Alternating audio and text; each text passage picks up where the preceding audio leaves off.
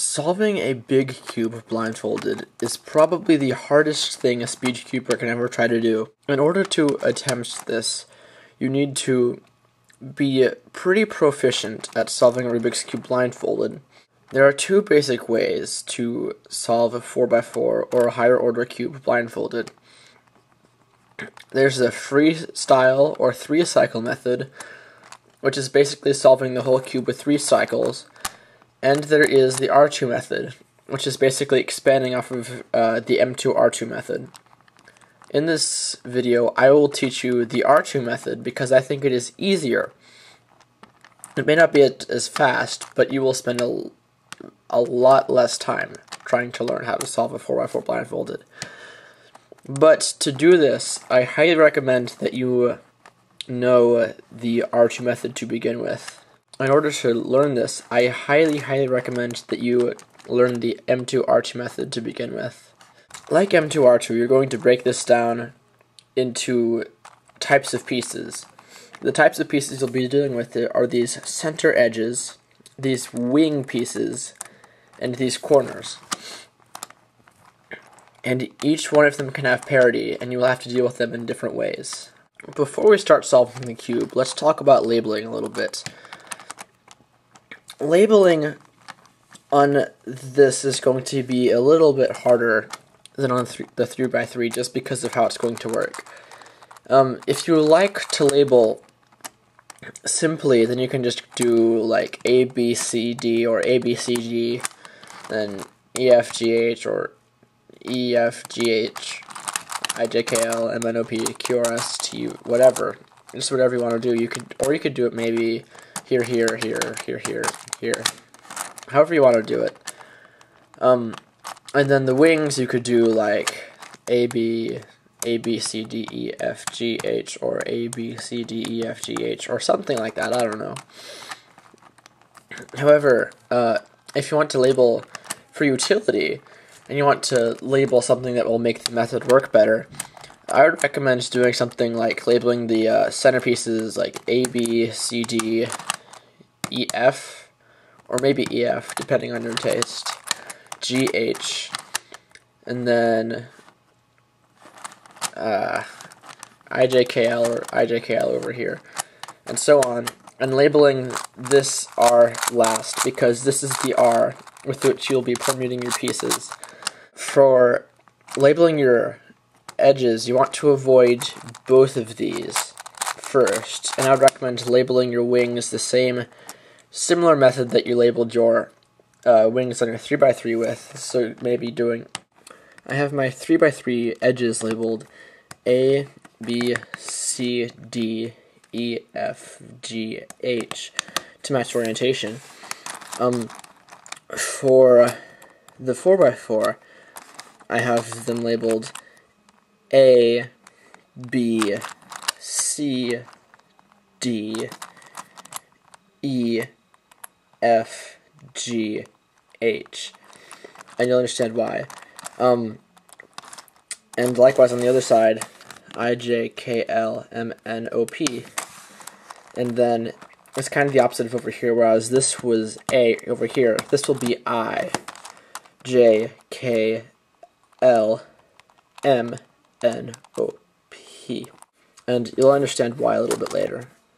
So it's pretty much the same, but you want to do both this slice and this slice last, and you can simply label your corners the same. Once you have it scrambled, since this is a 4x4, you will need to choose a position from which you start it. Since there are no fixed centers, you can start it from any point and solve it. If I were solving this, I would probably start it right here. Because of this white block on the bottom, I don't like solving for this piece right here, or this piece right here, and I'll explain why later. And so that's one solved. I suppose I could try to get it better. I don't see a better situation. I like this anyway because it has, let's see, it has an orange right here, it has a blue right here, and that's a nasty piece too. It has a green right here, but that's okay. Actually, that's a nasty piece too. So it's a moderately okay scramble. So this is going to be this piece. This is the front. This will be your buffer position. And so, assuming that you already know M2R2, you're going to be trying to move wherever you want to put this into this place right here, so that when you do the R2 up, it will be right there. Now, since this piece can be anywhere on this side, you can permute this red piece anywhere, and in fact, this is where your parity comes up. Often, I will just go counterclockwise, or in this case, clockwise, just because that's the shape that I feel most comfortable with. Sometimes I will permute it more strategically, like if I see that I have these two spaces open, say these two are already red, and these two spaces, this one, to which I would normally permute next because I'm going this way, has white in it, and this one has, say, green, then I will go with the green next, because it's a little bit faster for me. I don't know how to explain it very well. It's less starting new cycles. You don't have to start as many new cycles if you avoid white pieces. So, since you're going to be moving this whole R slice, which has both center corners and wings on it, you have to be very careful when you're moving one of these pieces into position not to move either of these wings. So generally what you would do is do like a little B prime, R prime, little b to slide this one into position. This piece right here. Like so. Then permute. Undo moves. And that red piece is now where it belongs. That is how you will in general permute these two R and L sides. These two, the front two on each side, the front pairs, will be the easiest because you can merely shoot down, grab it, and go back up.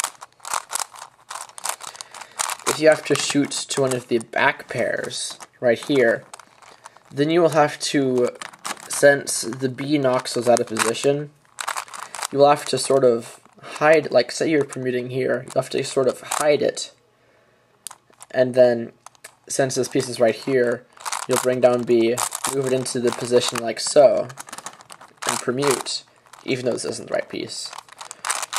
And then undo those moves, and then remember that it's right here, so move it back up. And it'll be the same for L, only reversed. So basically, because you're shooting to this piece on the top, you always want to move the right pieces to this bottom right corner, and the left pieces right here, since you're shooting to this piece, you'll be shooting to the top left corner. So for right, you're shooting here. For left, you're shooting here. Now the top, the bottom, the front, and the back are more complicated.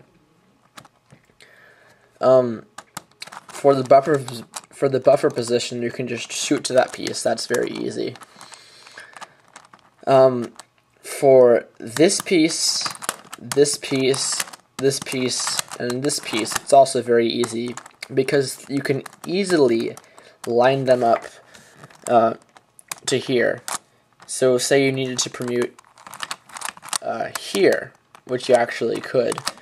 You merely have to move this, do a U prime, little L it up, and undo the U prime. Move it up, undo setup moves, and you have the green in the back. So that's basically like the more backwards version of each permutation. For the more forward-facing, like L slice middle pieces, I guess you could call them. So here, here, here, and here, it's a little bit more tricky. What you could do, like say you want it to permute here, what you could do is do like a little L prime U prime little L U to put that piece right here, and then hide that and move it up here. But you're kind of likely to get that messed up. So, oh, I might have forgotten to mention, if you want to permute here, you have to hide it first, and then just slide it in. What most people do, if it's in this place, so the back, or this place, so the front, what they'll do is, regardless of the R slice orientation, they'll do whatever moves this into this position. So if you're moving to the front, you would do an F. And this is kind of complicated. It took me a while to get used to it. Then you act as if, since you are, I guess, you move this into the buffer position and permute it, and then undo those setup moves. Then you do another R2, undo that first setup move, and do an R2 back, like so. It's the same for the back. You do it, if you have to permute here, you do a B to get it right here to the easy permutable spot. Move that into the buffer position, permute it, undo those moves, do another R2, undo the first setup move, and do a final R2. If you want to permute to here or to here on the bottom, you'll have to do a setup move right there to get it into the back or front or back position, and you can do L or L prime. But if you wanted to permute here, whereas here you could just shoot up like that and have it be in your buffer position. In here, what you'd have to do is do a little L prime up, then do your F, move, down, move, undo that move, and then undo that original setup move. For these pairs right here, it will be the same basic technique as what you used to permute to here and here, only of course you'll have to account for different moves. So like if you did here, if you needed to permute here, you have to start with a B prime, or if you wanted to permute here, you have to start with a B2. Moved into that easy permutable position. You will also always have to remember that your R slice is always moving. So if you had in your memo that something goes here, then you would think to do this sort of thing. However, if you've done an odd number of permutations, then this will be back here, don't forget. And so you always have to keep track of that, just like when you're doing M2, R2.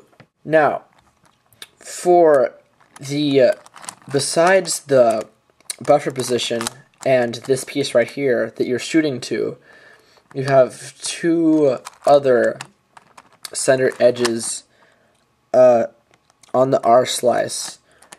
And these, there's no easy way to deal with them. There are two algorithms that you have to learn for these two. They're basic commutators, but it's faster if you learn them as an algorithm, and here they are. To permute a piece to this up face right front position, you will need to do the following algorithm. U prime, D prime, L2, D, R2, D prime, L2, D, R2, U, R2. To permute to this bottom face, right back position, you will need to do this algorithm. D prime, R2, U prime, L2, U, R2, U prime, L2, U, D, R2. And keep in mind that in those last two algorithms, the L's and R's are always little. I forgot to read them that way. Now, this is a little bit confusing, because when you do the algorithm to permute a piece to this URF position, it will appear down here. But keep in mind that since the pieces are subject to the rotation of the little R2 layer, that when you permute a piece to here, you're essentially permuting it here and then moving it down to the bottom, or permuting a piece here and then moving it up to the top. So you've done nothing wrong. And likewise, when you memorize the piece right here, if you've done an odd number of permutations, you'll have to permute to here. Parity on the center edges will look like this, where you are done with an odd number of permutations. And this is easier to solve than you would think. All you do is shoot to this piece. That's a simple U prime, little L2, U, R2, U prime, little L2, U. And that's it. So now we move on to the wings. For the right and left edge wings, this will be very similar to the old R2 method. Let me get a piece in here. Right. So, since you are right now proficient at M2R2, you will see this and know from your 3x3 method that you're going to permute to this bottom orientation of the DR edge. So you would do U, R2, U prime, R2, undo the moves, and that is exactly what you still do here. It's wonderful how well that works. And it is indeed the same with pieces like this. You see that it is orange and green, or not orange and green, orange and yellow, and in that order. And from your M2R2 method, you will already know that you permute to the left up piece. So you do that, and it is permuted. It's really nice how that still works the way it's supposed to. There is a little bit of tracing involved with this, though. When you see this piece that needs to be permuted here, you have to go look at that piece, since you have to memorize this, of course. You have to go look at that piece, and look at the face you're permuting it to, and then imagine it's right there. And just from the fact that this is going to be permuted like this, you have to know that not only are you permuting to this orange-yellow instead of this orange-yellow, but you will also have the blue in your buffer position with the blue-orange.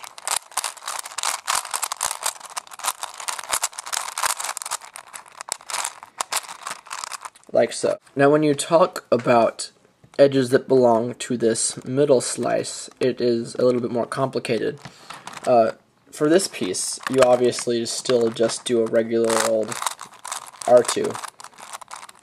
However, for pieces that belong on this L inner slice, this is going to be difficult.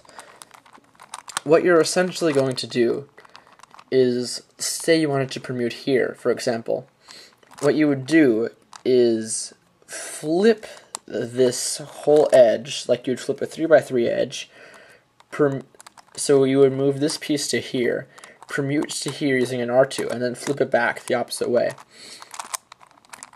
And that's just for this piece. For all the other edges, or wings, on the L slice, you simply do a setup move to move it into that position. So, since we must permute to this position, we simply do a little L prime. I personally like this flipping algorithm. B prime R B U R2 U prime. Then just shoot to here, which is a little R2. Undo the move, U R2 U prime, B prime R prime B. Then undo the first setup move, and it is permuted here. For these two pieces, right here and here, you need weird algorithms. To permute here, this is the algorithm you will need to do. F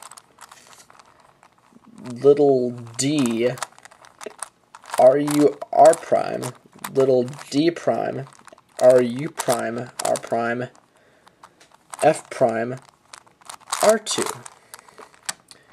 And the opposite is just backwards that, which is R2, F, RU R prime, little d, R, U prime, R prime, sorry, little d prime, F prime. And that's basically all you need to know about the edges. It's largely the exact same as the M2R2 original edges. Parity on the wings will look like this, where you're at the end and you have an odd number of permutations done. I like to fix this at the end after I've already done my edge permutations. But for now, just for the sake of keeping the cube clean, I do a little R2, which leaves all of my center edges still the same, in case, this isn't exactly the reason I do it, but it would keep it all nice if one of your edge orienting algorithms messed up the centers, or misoriented them or whatever. Like, I think I have one that flips this around, I'm not sure. But then at the end, the only way I know to solve this is you do a variation of one of these two pieces, the inner R slice algorithms. You do F little z RU R prime, little d prime, RU prime R prime, F prime, and then you do this algorithm, little r prime, U2, little r prime, U2, F2, little r prime, F2, little r U2, little r prime U2, little L2, and that will solve your parity. Parity on the corners will look like this. What I do for this is do an R2, flip the cube with a Y prime, do the standard parity algorithm,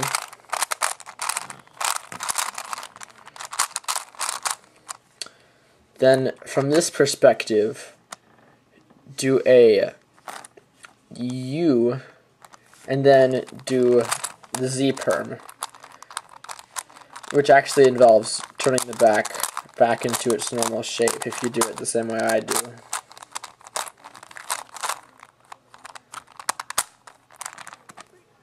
And there you have it solved.